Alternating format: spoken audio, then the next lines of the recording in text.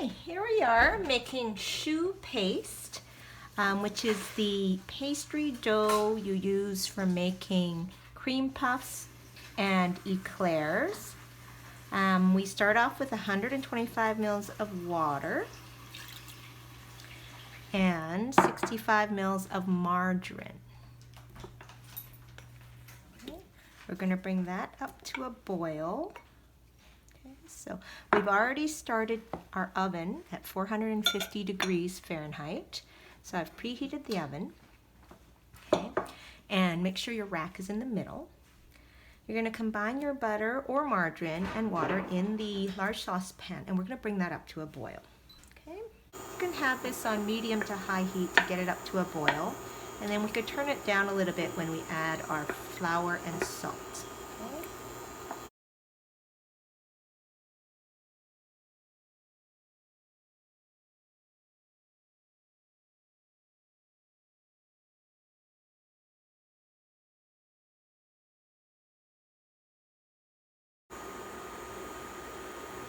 Okay, there the butter or margarine is melted. You see the big rapid bubbles now.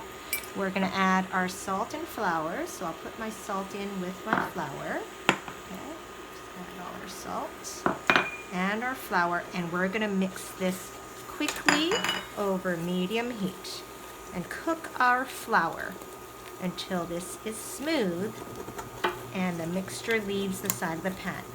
At this point, it should look like fluffy mashed potatoes. A lot of people refer to this as mashed potatoes. Make sure it's not burning at the bottom, so I'm going to stir, stir, stir. Turn your heat down if it looks like it's browning at all. Okay. And look how it comes together like a ball. Okay, so it looks like mashed potatoes. It's coming together like a ball in one blob here. Okay, you're going to work fairly quickly. Okay, so at this point, we're going to take it off the heat. Okay, so when it becomes a ball like that, and it looks a bit fluffy like mashed potatoes, there should be no more white flour anywhere. The flour has absorbed the moisture. The moisture should not be separate. And now you can turn that heat off. Okay, so it should look like fluffy mashed potatoes at this point. See that? Okay. So make sure that comes together in a ball. Okay. You don't want any moisture left, and you want it to look fluffy. Okay, so you see how we stir that up. Okay. You don't want it too wet. You want that steam coming off of it, because you also don't want your dough too wet. You want the middle of your cream puffs to be dried out, but you also want to cook up your flour. So the flour and the fat join together. Okay, the flour helps to bind the water with the fat, and the flour absorbs that liquid up. Okay, so I've basically got a dough there. At this point, we're going to add our unbeaten eggs one at a time. So I've cracked them both open. Some of you haven't seen my eggs here at home. So these are our chicken eggs. They are the same nutrient value, even though there's a brown one and a slightly bluish green one. It just depends on the type of hen that laid them. So that's why they're different colors. Okay, so now I've cracked them into a custard cup. I'm going to add this in one at a time. We're going to beat this really quick and until that is smooth, and then we'll add the next one. Okay, so you're going to beat that vigorously. If you have an electric mixer at home, you can use the electric mixer for this step, or just beat really well with your hands and a wooden spoon. Okay, so beat that in really well. And then we'll add the next one.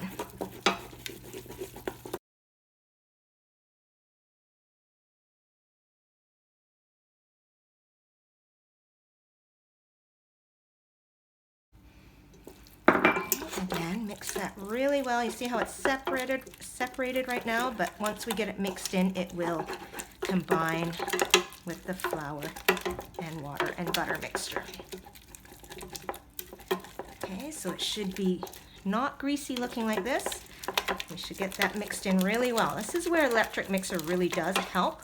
Your arm will get tired. My arm is starting to get a little bit sore right now, but keep going and it will be worthwhile.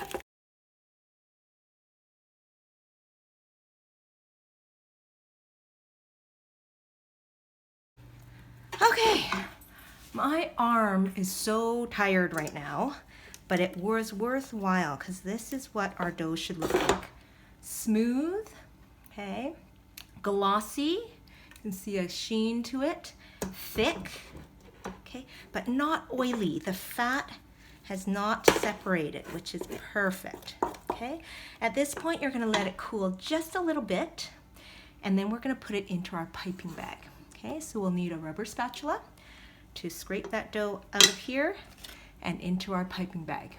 Okay. I'm using just a regular size piping bag, but I'm going to, you can either put a round tip in, or I've just cut it straight across, okay? So you don't have to have any special tips. You don't even have to have a piping bag. You can use a Ziploc bag with the corner of it cut off, okay?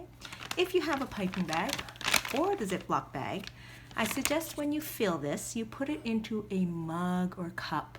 I just have this coffee tumbler from Starbucks, but it could be anything, a tall glass, okay? And I'm gonna put that in, and then see how I folded this over? Folded the top edge over, and I'm gonna pop that around the mug. And this will help me fill it by myself. Sometimes at school, you would have had a partner that would have helped you out, but this is how you can do it at home by yourself, okay?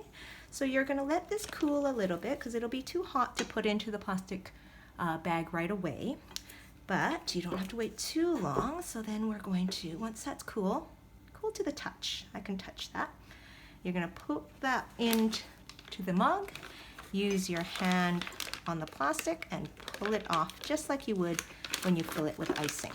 Okay, and pop it back down and get the next blob in there. So put all your paste, your pastry dough, into that piping bag. So now that it's all in there, you're gonna roll that back up. Okay, you're gonna take that dough now, and you see there's sometimes little air pockets in here. We're gonna close off the top. If you have one of those handy little chip bag clips, you can clip it onto there, or you can just twist off the top. And you see those little air pockets? We're gonna massage that a little bit and try and get those air pockets out of there. Now, if you have a bag with no cut tip, this one was one I used before, so I'm just gonna hold on to that end, but just don't cut it until after you've got your dough into the bag.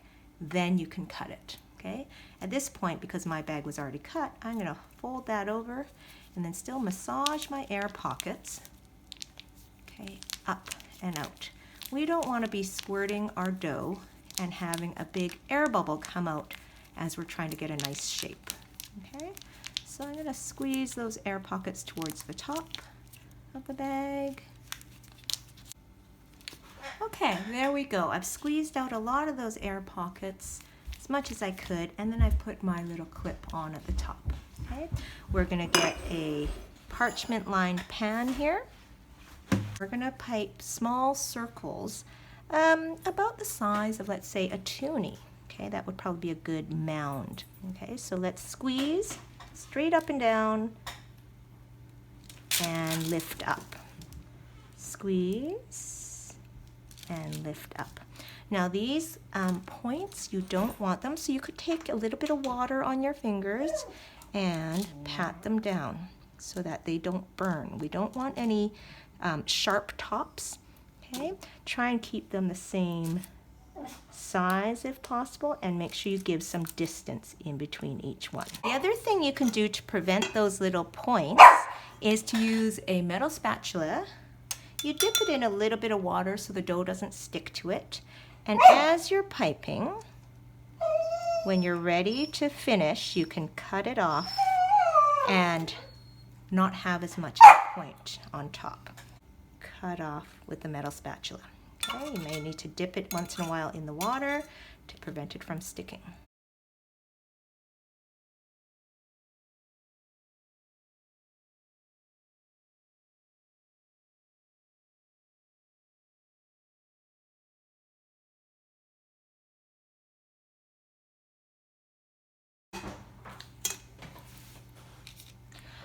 Okay, I've piped all the batter onto the tray now, leaving some space in between. You'll notice some of the points are sticking up, and being uneven is not too bad, but in order to kind of round them out a little bit and making sure there's no pointy tops that will burn, you can take your finger dipped in some water and just pat those down. That way, if you dip your finger in water, it will prevent the dough from sticking to your finger. And you can shape them a little bit better if there are ones that are not as shapely as you like.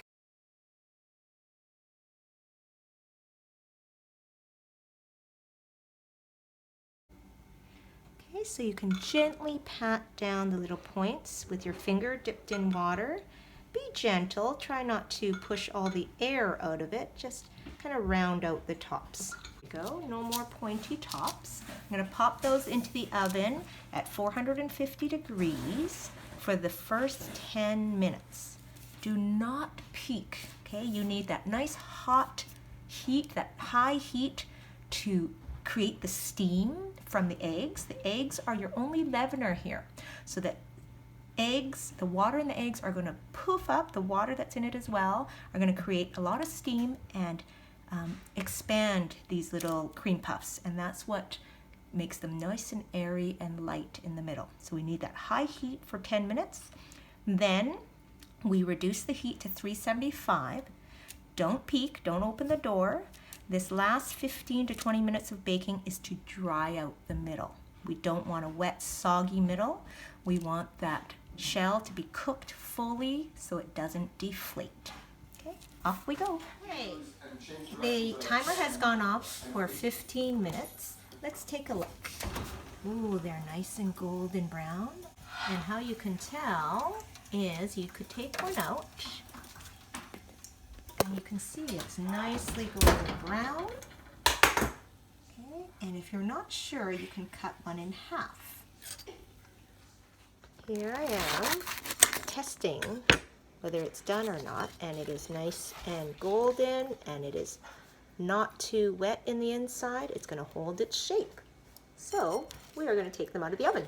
Okay, while the cream puffs are cooling, we can make our pastry cream. It is a vanilla cream filling. So this is a basic technique to make a thickened cream or like a pudding type filling. Okay, and it always starts with your sugar, cornstarch, and salt. Okay, so the sugar obviously for flavor.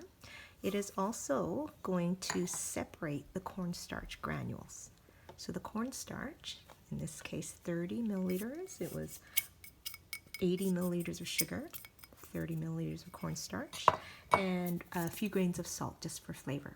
Okay, but the cornstarch acts as our thickener. So it will absorb into each little particle of cornstarch all the liquid, and that will thicken our milk. But you have to mix it with the sugar to separate those granules of cornstarch.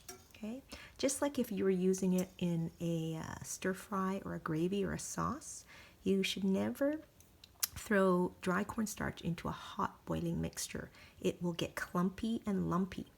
We want to separate the granules of cornstarch so that it will absorb the liquid. Each particle will absorb the liquid evenly, and you won't get lumps in your pudding, your sauce, your filling. Okay, so in this case, we separate all the granules. So stir that up either with a whisk, or you can just use a wooden spoon. Okay, just get it mixed in really well so that you don't see the sugar separate from the cornstarch. Okay, so the cornstarch and sugar is mixed quite well. So those granules of sugar are in between each granule of cornstarch, so that each granule of cornstarch can do its thickening power. It can you know, do its superpower. If you're putting them too close together to each other, then they won't have as much surface area to absorb that liquid. Okay, so that was step 1. Step 2, you're going to gradually add the milk now. So gradually, we have no heat on right now. So you're just going to gradually add that liquid in. And we do want to do this off the heat. Cornstarch needs to be mixed with cold liquid first. And then once we add heat to this reaction, the cornstarch will start to swell up and take the liquid into each particle.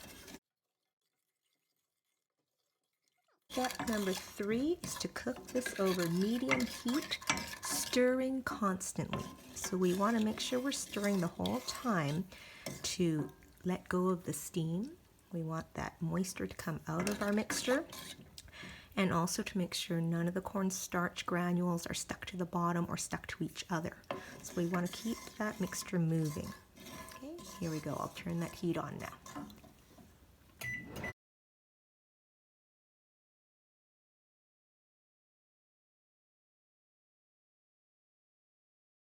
This will take about 5 minutes to thicken. So right now it looks quite liquidy. It doesn't look like much is happening, but you'll need to have some patience for about 5 minutes. At about that time, you'll start to see it thicken quite quickly, and it will all happen within a couple minutes.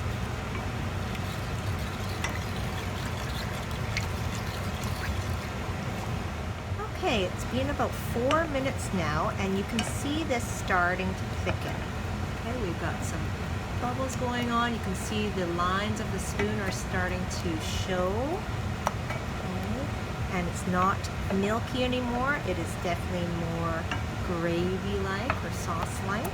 So we want it thickened and stirring constantly. At this point, if you notice any lumps, okay, you should take your whisk and use your whisk to make sure, if you have one, to make sure those lumps disappear.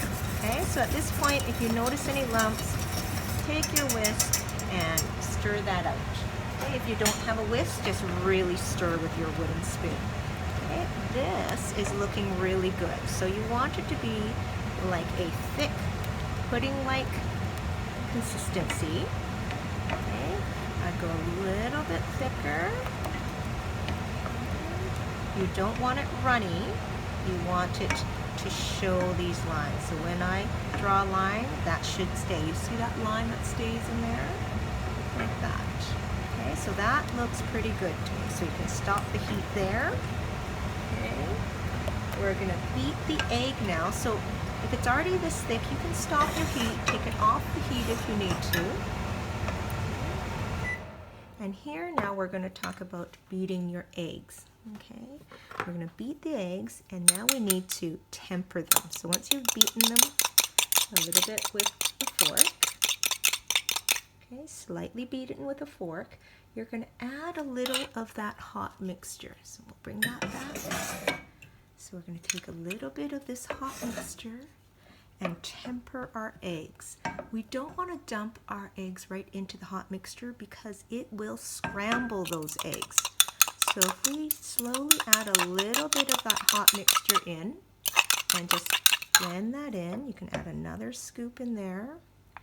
And that is what's called tempering the eggs, getting them warmed up so that this egg does not get to be scrambled. Okay, so a little at a time, you're going to add some of that warm mixture.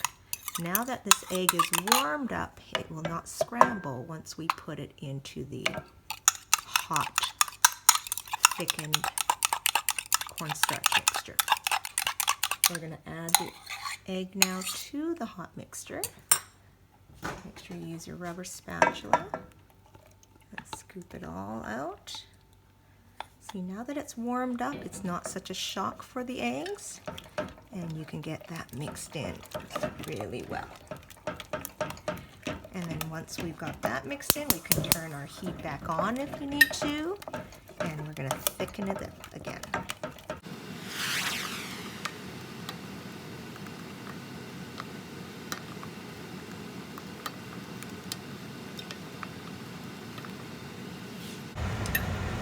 that didn't take long to thicken up again, okay, because our first mixture was quite thick already.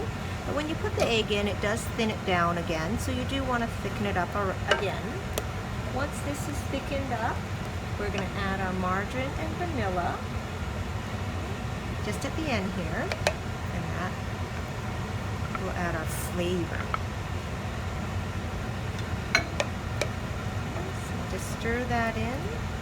Once that's stirred in, we can allow the whole mixture to cool before we put it into our cream puffs or eclairs.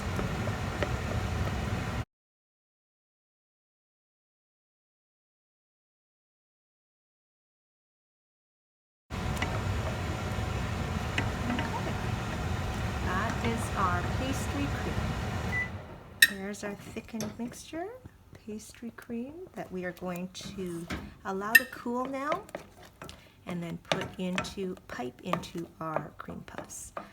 We can, a choice is to mix it with a little whipped cream to lighten it up, okay? Or this is more like a custard filling. Okay, here we are with our pastry cream. I've put half of the cream into a bowl, and the other half I'm going to save for later for other uses, or if I run out, I'll use this as well. I wanted to show you, if you're going to save the pastry cream, you do not want to put the saran wrap above the bowl like this, because there's too much space between the saran wrap and the cream. You're going to end up with a skin on top of the cream that's going to form, and it's going to get hard. So the plastic wrap you want to put right up against the cream. So see how that's touching? You want this plastic wrap to be the skin and for it not to form its own skin. Okay, so you want to push that right up against the cream. Make sure there's no air pockets so that you don't have a skin forming on the top if you're going to save it for the next day. So in class we would have done that. We would have made our cream the day before and then saved it. So this is how you would put the plastic wrap. It's right up against the cream. Okay, and then make sure there's no air getting to the surface of the cream. Okay, and then refrigerate that. You definitely need to refrigerate that because it's got eggs and milk. Now, what we're going to do with this cream is we're going to fold in about 125 mils of whipped cream. So I already had this cream whipped from before. And we're going to put that in and fold that in with the pastry cream to make a lighter filling for our cream puffs. So remember, under over, we don't want to crush that nice light whipped cream, but we're adding some of the vanilla flavoring to it. So the cream won't be quite as heavy and it'll be lightened by the whipped cream, and the whipped cream will have more flavor. Okay, okay, that's well blended now. I've just kind of folded that all in. It's still nice and light, okay, but now it's all incorporated. So now we're going to put this into a piping bag to get it into our cream puffs. So there's a couple different things you can use. If you do have these piping bags that are usually used for icing, we can use those. If you have just a big tip that can go right into the bag like this, you can use that. This is just a star tip. Or you can use the coupler and coupler ring. These two fit on top of each other so that you can change the tip whenever you want. So depending on what size tip you want. So you put your coupler ring inside the bag, or the coupler inside the bag, and the ring goes on the outside of the bag. Now you want this bag to be about the same size as your coupler, so you're going to take a pair of scissors, and just run that all the way around to get it the right size, so there's not this extra plastic on there. Okay. Now I've got this handy tip. It is a straight tip, number 230, and that will help get our filling into the middle of the cream puff. So that pointy part will poke in a hole into the middle, and it will help it get the cream into the middle of the puff. Okay, so just screw that on.